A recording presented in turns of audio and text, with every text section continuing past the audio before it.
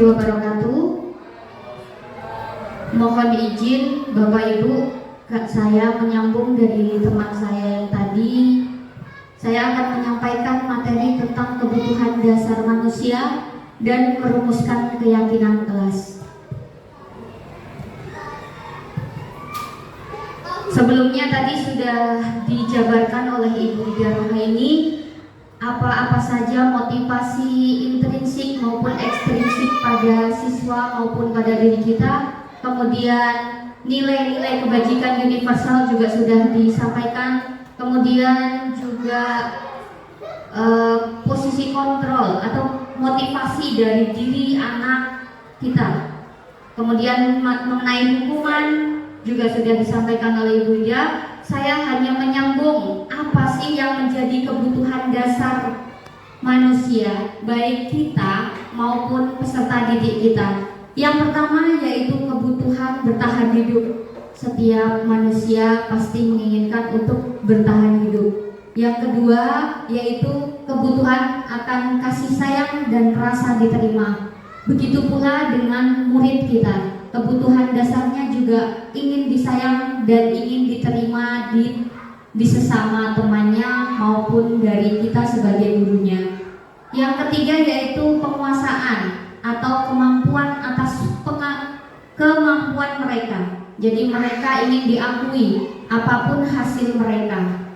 Sama juga seperti kita sebagai guru juga ingin diakui sebagai guru yang baik maupun guru yang berprestasi. Yang keempat yaitu kebutuhan akan kesenangan. Setiap manusia tidak akan terpungkiri jika mereka memiliki kebutuhan akan kesenangan. Baik juga dengan murid-murid kita, kesenangan merupakan kebutuhan dasar bagi mereka. Yang kelima yaitu kebutuhan akan kebebasan. Kita sebagai manusia ingin bebas melakukan apa saja yang kita inginkan. Bebas memilih teman, bebas bergaul, bebas berpendapat, bebas menghabiskan uang kita sendiri, bebas berbelanja, dan bebas untuk berteman dengan siapa saja. Sama juga dengan anak murid kita, ingin mereka bebas berpendapat, bebas disayang oleh guru, bebas berteman dengan teman-teman mereka yang sebaya.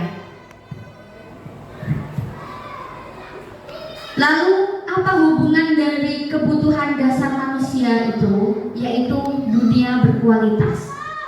Dunia berkualitas bagi kita maupun bagi anak didik kita adalah tempat khusus dalam pikiran kita yang menyimpan gambaran representasi dari semua yang kita inginkan.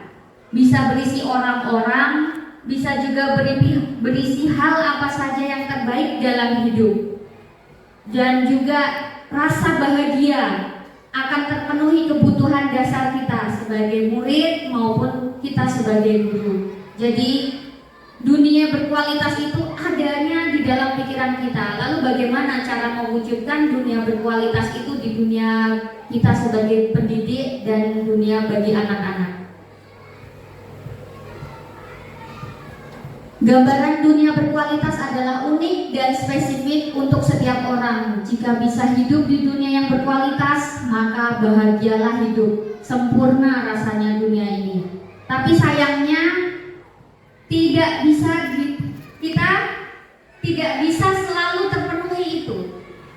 Murid kita juga mempunyai gambaran dunia yang berkualitas mereka sendiri. Dunia anak-anak berbeda dengan dunia orang tua.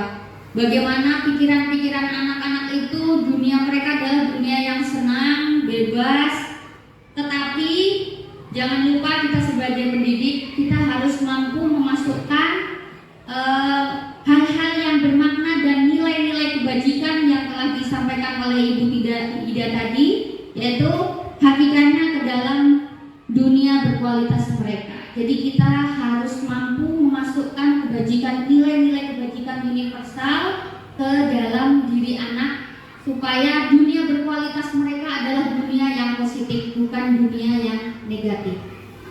Bila guru dapat membangun interaksi dan memberdayakan dan murid, maka murid akan meletakkan dirinya sendiri sebagai individu yang positif dalam dunia berkualitas mereka dan menghargai nilai-nilai kebajikan. Itulah tugas kita, bagaimana cara kita memasukkan nilai-nilai kebajikan itu kepada anak didik kita.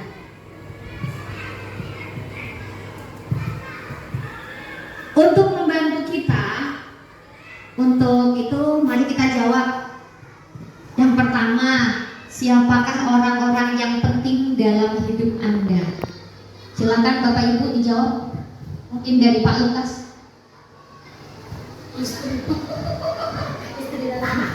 Ya, tentu orang-orang yang paling penting dalam hidup kita, yang pertama sekali adalah kedua orang tua.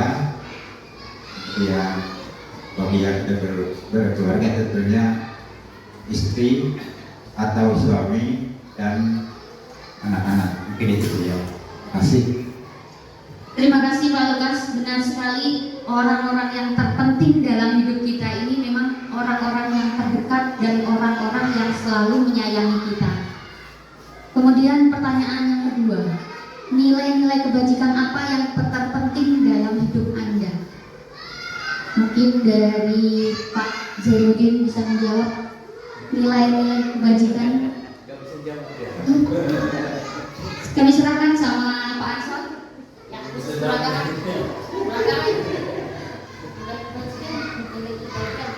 Nilai-nilai kebaikan yang terpenting dalam hidup Anda, dalam hidup kita ya. Nah, mungkin yang terutama nilai kebajikan itu mungkin kasih sayang. Gitu.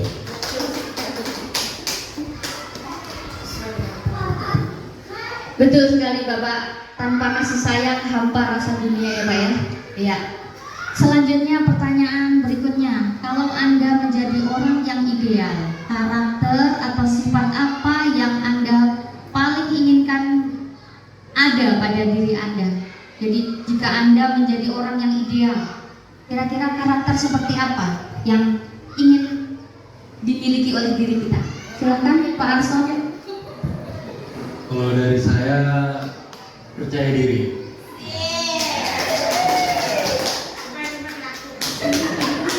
Oke, terima kasih Pak Arson, percaya diri.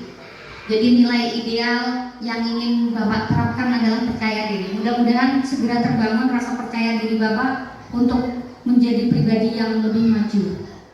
Selanjutnya, pertanyaan berikutnya, apa pencapaian Anda yang Anda sangat banggakan? Dalam hidup ini apa yang paling membuat Anda bangga? Pencapaian yang sudah tercapai. Silakan dari Bu Agus.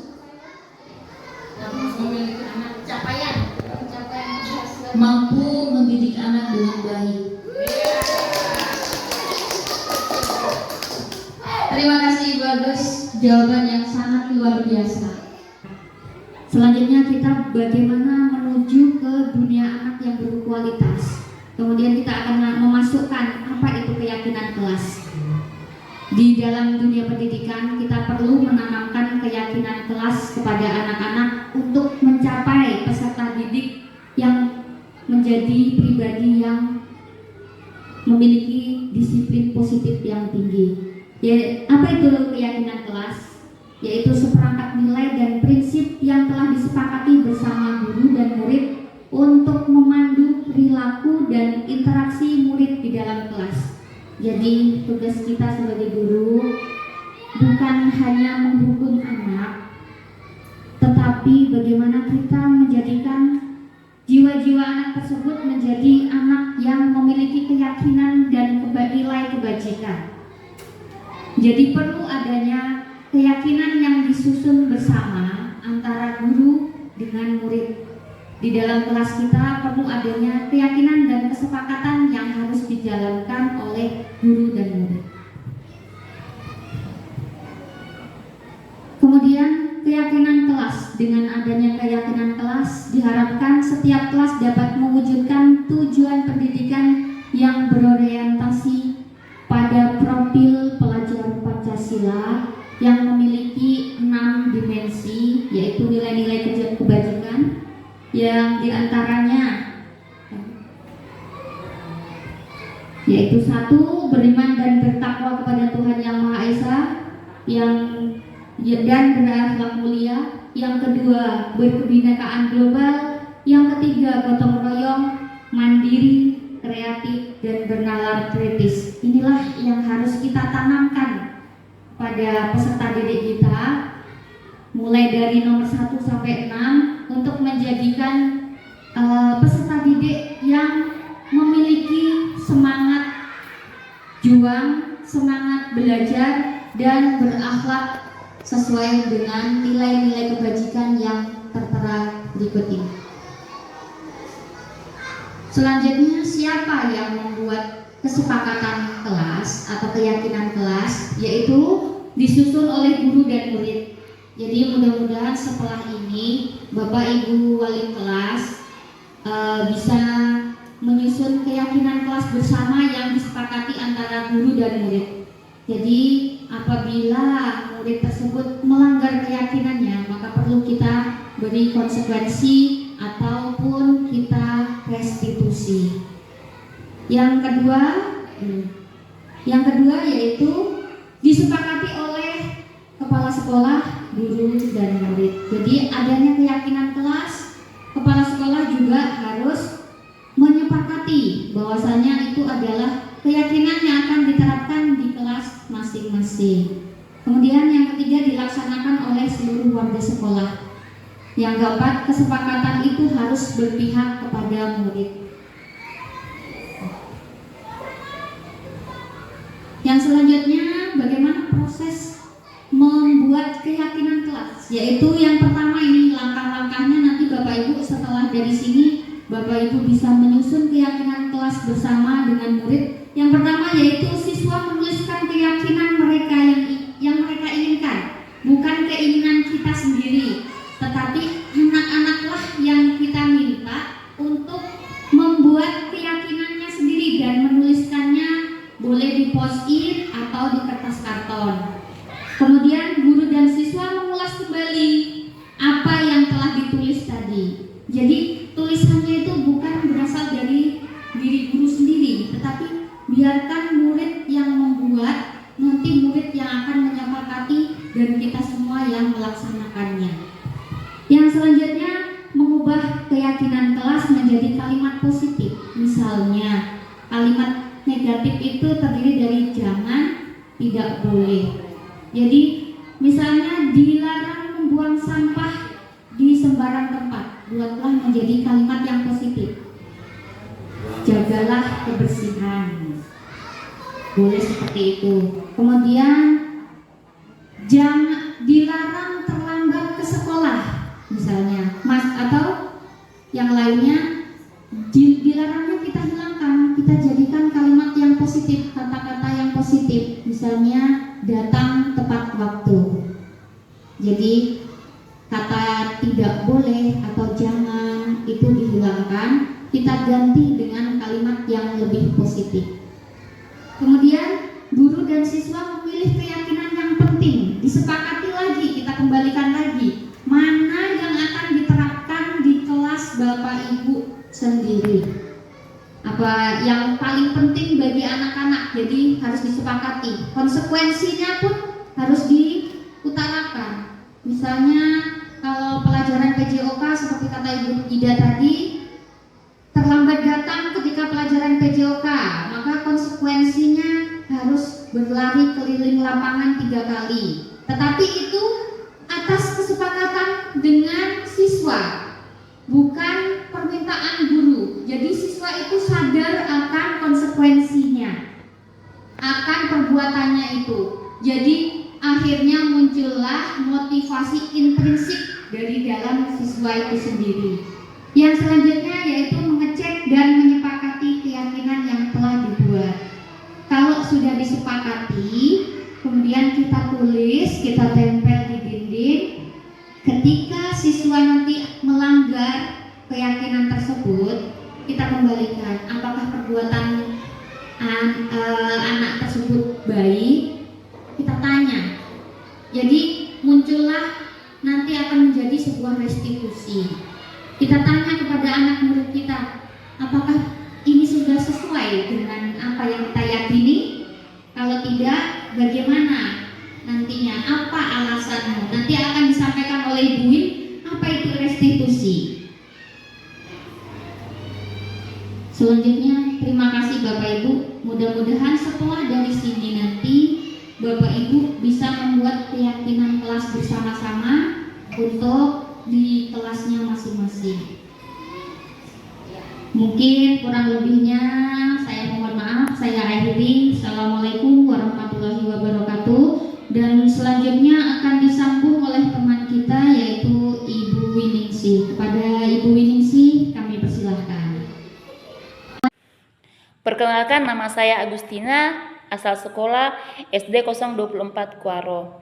Setelah saya mengikuti paparan dari Ibu Priyanti tentang keyakinan kelas, maka saya mulai menyadari bahwa keyakinan kelas harus dirumuskan bersama antara guru dan murid, serta rumusan itu berpihak pada murid. Untuk itu, saya akan merubah pola pikir saya dan saya akan terapkan di kelas saya nantinya. Terima kasih dan selamat siang.